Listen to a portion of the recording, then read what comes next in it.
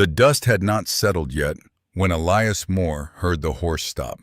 He looked up from the fence post just as a man he recognized. Rafe Kellen yanked a woman from the saddle and let her fall hard onto the dry ground in front of the ranch. She did not cry out. She did not beg. She pushed herself up on one elbow. Blood and dirt streaked across her arm, her eyes sharp with a fury that refused to break. Rafe didn't bother to explain. "Keep the animal," he said, as if speaking of a sick mule. "Don't touch her. I'll be back." Then he turned his horse and rode away. Elias stood there, the post hammer heavy in his hand, watching the woman struggle for breath. He hadn't chosen this moment. He hadn't invited it. But he knew something else just as clearly. If he turned his back now, she would not live through the night. Before we continue, please take a moment to support the channel. A simple like, a quick comment, or hitting that subscribe button helps these Wild West tales reach more people who love them. Let me know where you're listening from, and thank you for riding along with us. Elias Moore's ranch sat just far enough from Dry Creek that the town's noise never quite reached it. On clear mornings, he could see the dust rising from the road that led into town, hear the faint clatter of wagons and voices carried by the wind. But by the time the sun dipped low, the world around his land belonged to cattle, creaking fences, and the long, patient silence of the San Pedro Valley. He had chosen the place for that reason. Elias was not a man who hid from people, but neither did he invite them in. He owned a small stretch of land, a modest herd, and little else. The ranch fed him, occupied his hands, and asked no questions in return. In Dry Creek, people knew him as a quiet man who paid on time, argued with no one, and never lingered longer than necessary. Some thought him cold. Others thought him proud. Elias never corrected them. Words, he had learned, were easy to misunderstand. He worked steadily, without hurry, without complaint. His face carried a permanent seriousness that made strangers uneasy. Though those who dealt with him long enough learned he was fair, even careful, in all things.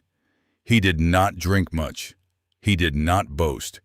He did not explain himself. Whatever he felt stayed behind his eyes.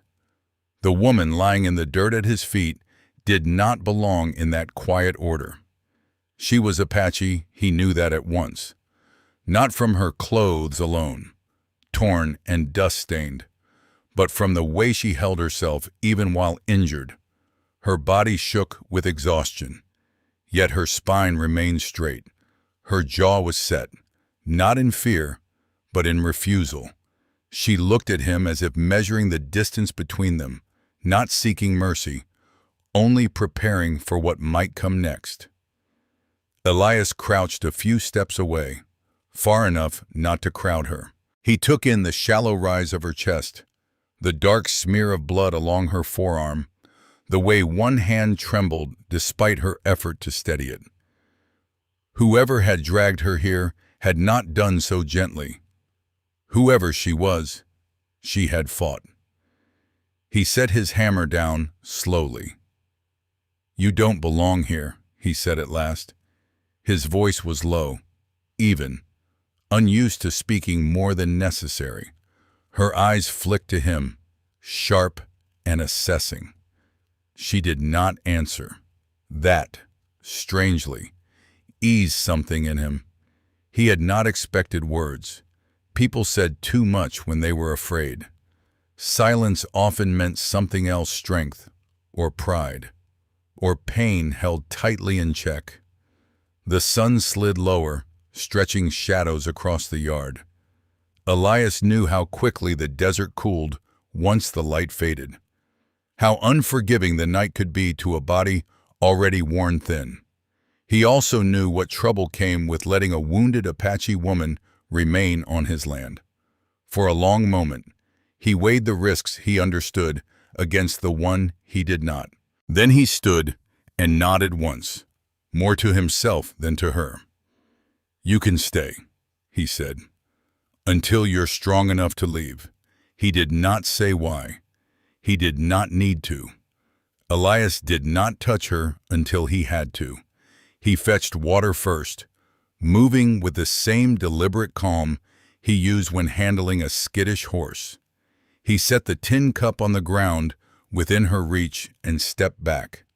She watched every movement, eyes following his hands, his boots, the way he kept his body angled so he was never directly over her.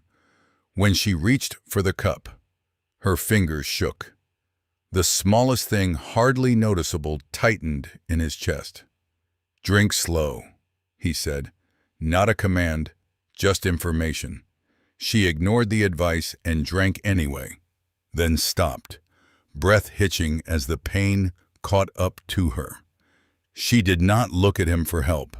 She did not ask. She simply waited for the moment to pass. Elias turned toward the house. "You can walk." Her answer came after a beat. "I can stand." That would have to be enough. Inside the cabin, the air smelled of wood, leather, and old smoke. The place was plain: one table, one chair, a narrow bed against the wall. Nothing that suggested company. Nothing that suggested welcome. He cleared the table with a sweep of his arm and laid out what he had: clean cloth, a small bottle of alcohol, a knife he had already wiped down. She tensed when she saw the blade. "It's for the cloth," he said, and set it down.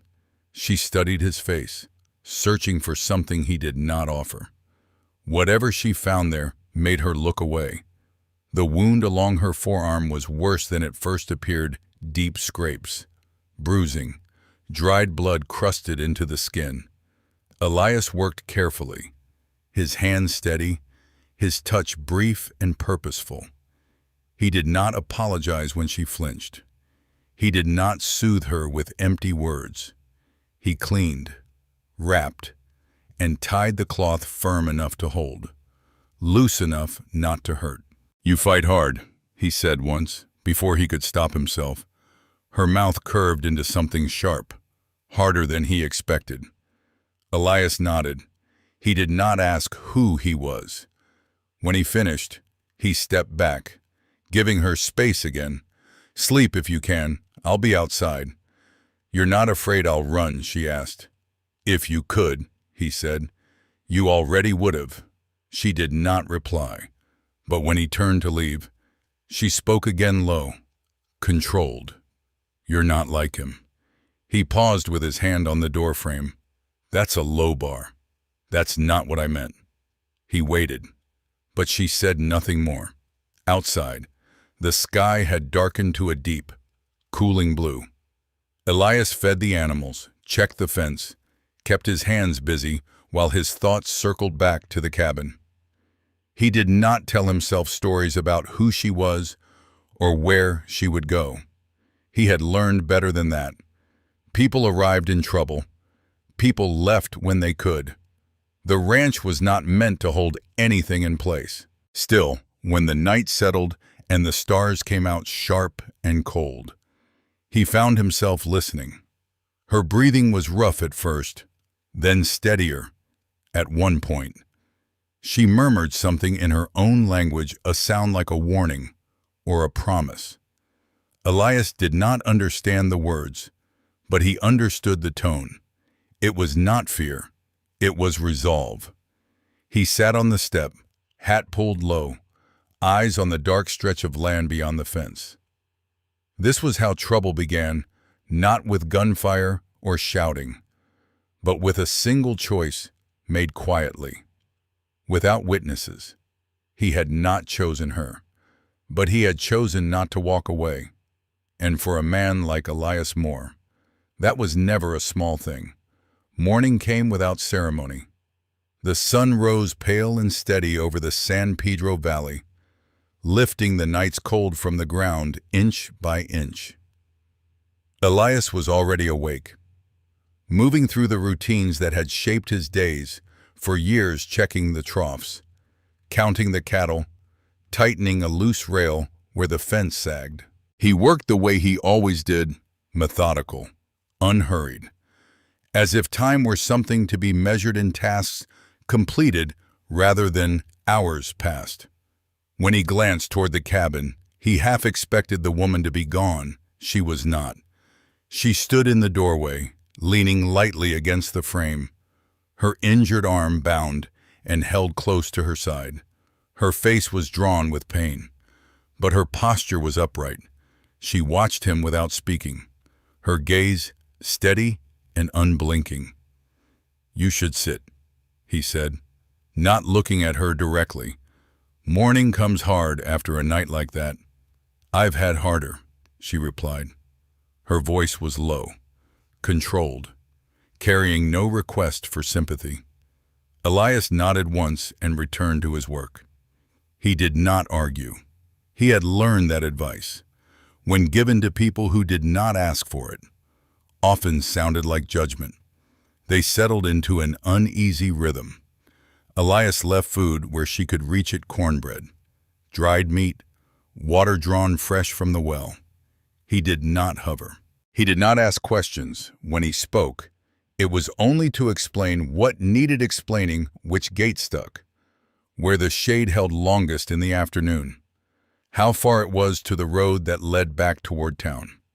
She listened. Sometimes she answered, more often she did not. By the second day, she could walk the length of the yard without stopping. By the third, she was sitting outside while Elias worked, her eyes following the slow movement of his hands. She studied him the way one might study a tool, testing its weight, its balance, its reliability. "You live close to the town," she said one afternoon. "Close enough," he answered, "but you don't belong to it." He considered that. "I do my buying there. That's usually enough." She huffed softly, not quite a laugh. "A man who wants the benefits of people without the burden of them." The words were sharp, but not careless. Elias did not bristle. "People can carry more burden than they know," he said. "Sometimes they put it on others without asking." Her eyes narrowed. "You speak as if you've seen it." "I have." That was all he offered. In the days that followed, the distance between them shifted in small, nearly invisible ways.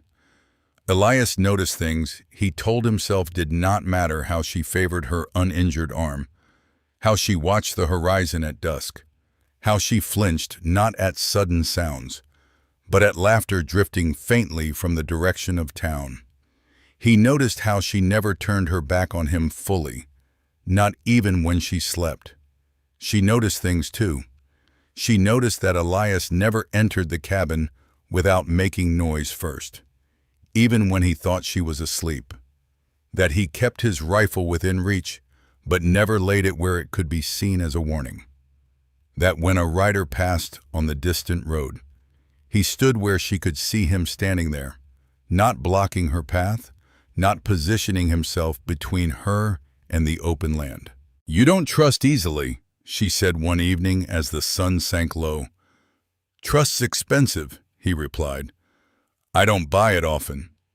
She studied him for a long moment. "And yet, you let a stranger stay." He met her gaze then, just briefly. "I let someone heal." That answer unsettled her more than any excuse might have. On the fourth day, she spoke her name, Atsa. He nodded, accepting it without comment. Names mattered. He knew that. They were anchors, sometimes burdens. He did not give her his in return, not yet. That night, as the wind moved through the grass and the cattle settled into sleep, Elias found himself thinking about the choice he was making without meaning to. Every hour she remained on his land made it harder to pretend this was temporary, harder to convince himself that his responsibility ended with her wounds closing. He remembered another time years ago when he had told himself that silence was safer than truth. When he had thought that managing information was the same as protecting people, the memory came unbidden, heavy and unwelcome. He pushed it away and focused on the present, the fire crackling, the steady breathing from inside the cabin, the simple fact that, tonight, no one was in immediate danger. By the end of the week, Atsa was strong enough to help. She did not ask. She simply began mending a tear in a feed sack, sweeping the cabin floor, carrying water in smaller buckets. Elias watched from a distance, uneasy with the sight. Help, when it came uninvited, had a way of binding people together. He was not sure he wanted that kind of bond. "You don't have to," he said once. "I know," she replied. "That's why I do." The answer lingered with him long after she walked away, one afternoon. As they sat in the shade, she spoke again, her tone different this time, less guarded, more measured. "You don't look at me the way others do." He frowned slightly. "How's that?" "As if I owe you something." The truth of it surprised him. Elias looked down at his hands, rough and scarred, resting uselessly in his lap. "I don't want anything from you." She studied his face, searching for the lie. Whatever she found there made her nod slowly. "Then you're rarer than you think," she said. That night, Elias lay awake longer than usual, staring at the ceiling.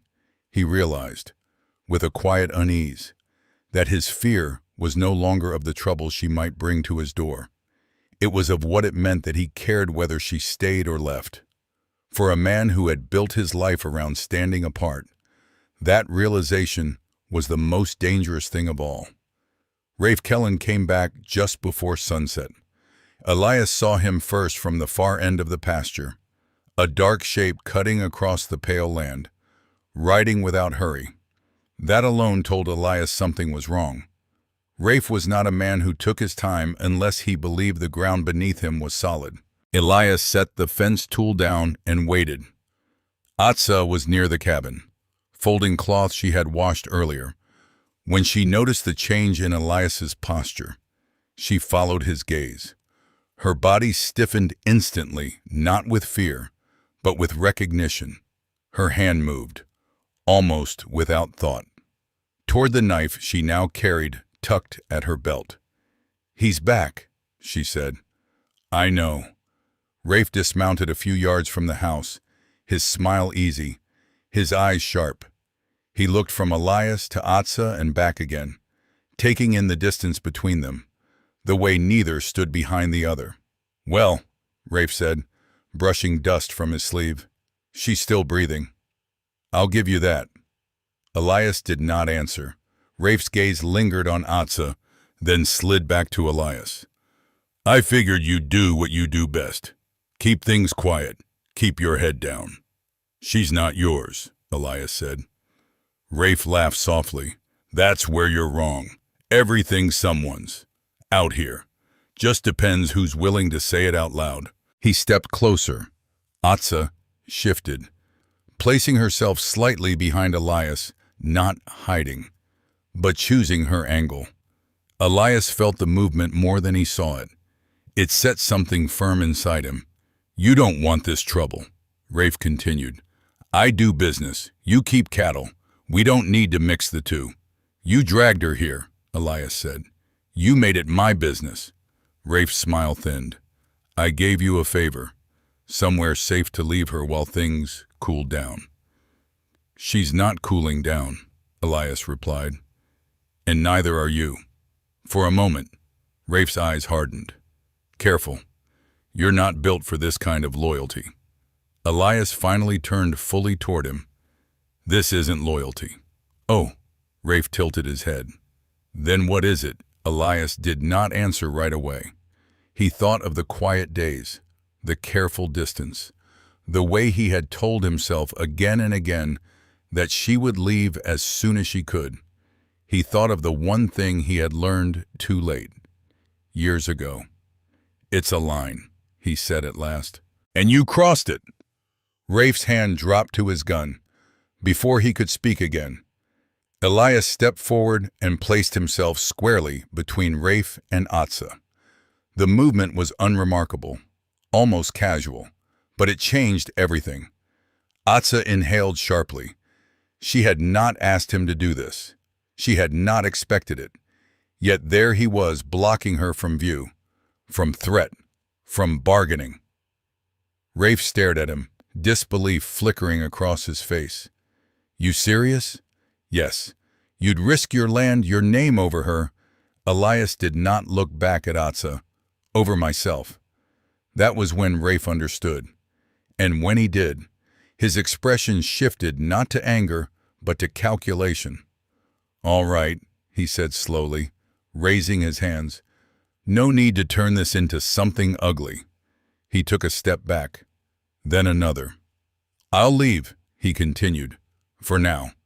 But you're keeping something that doesn't belong to you, sooner or later. That always costs." Elias did not move. He did not threaten. He simply stood. Rafe mounted his horse, eyes never leaving the ranch. "Enjoy the quiet while it lasts." He rode off, disappearing into the lengthening shadows. For a long moment, neither Elias nor Atsa spoke. "You didn't have to do that," she said finally. "I know. Then why did you?" Elias exhaled slowly. "Because once, a long time ago, I stayed quiet when I shouldn't have." She studied him, really studied him this time. "And what did it cost you?" He met her eyes, everything that mattered.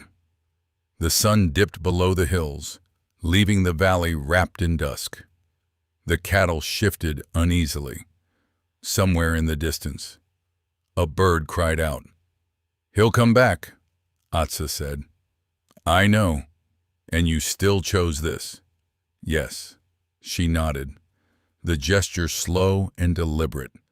"Then whatever happens next," she said, "you won't face it alone." That night, Elias did not sleep. He sat on the step, rifle across his knees, watching the dark. He did not tell himself that Rafe was gone. Men like Rafe did not leave cleanly. They waited, they watched. They convinced themselves that patience was the same as control. Elias felt no fear, only a strange, steady calm. He had made his choice. Whatever came with it would have to come honestly. Rafe Kellen did not ride far. He circled wide, keeping to the low ground where the mesquite grew thick and the land dipped just enough to hide a man and his horse from the ranch yard. He told himself he was patient, that waiting was part of the work. Trouble, after all, always ripened in its own time. He tethered the horse and settled in beneath a stand of scrub, the rifle laid across his knees. From where he crouched, he could see the faint outline of Elias Moore's cabin against the dark. A single lantern burned low inside, then went out. Rafe smiled to himself. Men like Elias always thought they could draw a line and have the world respect it. Rafe had learned long ago that lines were only suggestions. What mattered was who stepped over them first. He meant to wait until the ranch slept, meant to move quietly, meant to finish things clean. Instead, the night stretched on, the desert cooled faster than he expected. The ground leached warmth from his bones. At some point, the steady silence pressed in around him, heavy and dull. He shifted his weight, told himself he would rest his eyes for a moment. Just a moment. Sleep took him anyway. At the ranch, Elias remained awake. He had moved the cattle closer to the corral, checked the fence twice, and left the rifle where he could reach it without looking. Inside the cabin, Atsa sat near the wall, her knife within reach, but her hands resting loosely in her lap. They did not speak much. Words, tonight, would only circle the truth they already shared. "You should sleep," she said once. "So should you." She nodded. Neither moved. Time passed in pieces, broken by the soft lowing of cattle, the whisper of wind through grass, the slow arc of stars overhead. Elias thought of the man he had been when silence felt safer than choice. He wondered if that man would recognize him now. Just before dawn, the light began to change. It was subtle at first, a thinning of darkness, a softening at the edge of the sky. Elias noticed it the way he noticed weather, by instinct more than sight. He stood and stepped outside, breathing in the cool air. That was when he heard voices, not close, not threatening, measured. Atsa was beside him in an instant. Eyes narrowed, listening. The voices came again low, deliberate, carried on the wind. "They're mine," she said quietly. "My people." Relief passed through Elias, not sharp, not triumphant, just steady. He nodded and stayed where he was, hands visible, posture open. From the low ridge to the east, 3 figures emerged, moving with the confidence of men who knew the land intimately. They carried themselves with purpose, not haste. One of them raised a hand in greeting when he saw Atsa. She stepped forward. "Chaitin," she said, and the tension in her voice finally eased. Her brother approached, his gaze flicking briefly to Elias before returning to her. He looked her over carefully, taking in the bandaged arm, the steady stance. "You're alive," he said. "I am." Behind them, the 4th figure approached more slowly, older, broader, with a presence that did not need to announce itself. Hokona, the leader, Atsa's father. He inclined his head toward Elias. "You gave her shelter." Elias answered simply. "She needed it." Hokona studied him for a long moment, then nodded once. It was not gratitude. It was acknowledgement. The sound came then, a sudden scrambling, a sharp intake of breath from the scrub beyond the ridge. Rafe Kellen woke to light, not full day, but enough to see the world had shifted against him. His heart lurched as he registered movement on the land above figures where there should have been none. He rose too quickly, boots sliding on loose stone. The rifle slipped from his grasp and clattered against the rock, the sound loud in the morning stillness. Panic seized him, then not fear of men, but of being seen, of losing control. He ran. The ground fell away faster than he expected. The slope was steeper here, cut by years of water and wind. He reached for a mesquite branch that snapped under his weight. His foot found nothing but air. The sound that followed was brief, a scatter of stone. A dull thud. Then silence. No one chased him. Chaitin looked toward the ridge, then away. "It's done." Atsa closed her eyes once, then opened them again. There was no satisfaction in her expression, only release. Elias let out a breath he hadn't realized he was holding. The sun broke free of the horizon then, spilling light across the valley. It touched the ranch, the cattle, the figures standing together in the cool morning air. Hokona spoke again. "This land remembers choices." Elias met his gaze. "So do I." The older man nodded, as if that answer had been expected all along. Behind them, the day began quiet, unremarkable, and entirely changed. The morning did not hurry them. After the first light settled over the San Pedro Valley, the world seemed to pause, as if it were waiting to see what would be done with the quiet that followed. The cattle stirred, birds moved through the low brush. Nothing demanded an answer right away. Atsa stood with Chaitin and Hokona near the edge of the yard. There were no raised voices, No urgent gestures. Whatever needed to be said between them was spoken softly. In a language Elias did not understand. He did not try to. He stood back, hands loose at his sides, giving space where it was due. When they finished, Chayton turned to him. "She can come home," he said simply. "Our people are safe for now. My place is with them." Elias nodded. He had expected no less. The truth of it did not sting the way he thought it might. Hokona stepped forward. He was older than Elias had first realized. His strength carried not in muscle, but in the certainty of his presence. His eyes rested on Elias, steady and searching. "You did not take what was not yours," Hokona said. "You did not turn away when it would have been easier." Elias shifted his weight, uncomfortable with praise. "I didn't do more than I should." Hokona's mouth curved, just barely. That is what most men tell themselves when they are afraid of what they chose. Atsa looked at Elias, then not sharply, not defensively, but with a calm that felt earned. "He didn't ask anything of me," she said. "Not even trust." Hokona regarded his daughter for a long moment, then inclined his head once more. "That matters." They spoke a little longer, plans forming without urgency. There would be time.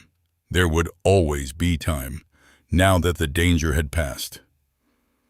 When Chayton mounted his horse, he paused beside Elias. "You live close to the town," he said. "Close enough to be seen." Elias met his gaze. "I don't hide." Chayton nodded. "Good. With that." They rode away, three figures moving back toward the rising land, not looking back. The dust they left behind settled quickly, leaving the ranch as it had been before, and yet not at all the same. Elias stood alone in the yard for a long moment after they were gone. Then he turned toward the cabin and began to prepare. He filled a saddlebag with food, folded a blanket, set aside a canteen. He worked with the same careful attention he gave everything, but there was no hurry in his movements. He did not ask how long she would be gone. He did not ask if she would return. Those questions, he knew, would weigh on any answer she gave. Atsa watched from the doorway. "You're readying me to leave," she said. "Yes, without knowing when I'll go." "Yes." She stepped down into the yard. "And if I don't?" Elias stopped. He turned to face her, and for once he did not look away. "Then you don't," he said. "Either way, it has to be yours." Something in her expression shifted, then not softened. "Exactly." But steadied. She walked a slow circle of the yard, her gaze tracing the fence line, the corral, the land stretching beyond. This place had been a refuge, a risk, a crossing point. It had not claimed her. It had simply held. She came to a stop beside him. "I won't disappear into someone else's protection," she said. "Not again. I wouldn't ask you to. And I won't stay if it means losing who I am." He nodded. "I wouldn't want you to."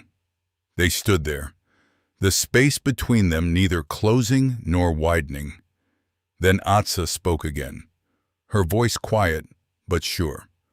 "I'll go back with them," she said, "for a time. My father needs to see me with his own eyes. My people need to know I stand among them." Elias felt the answer settle into him solid, expected. "Take what you need." She looked at the saddlebag he had prepared, then at him. "And when I return," he did not pretend to misunderstand. "This place won't be different."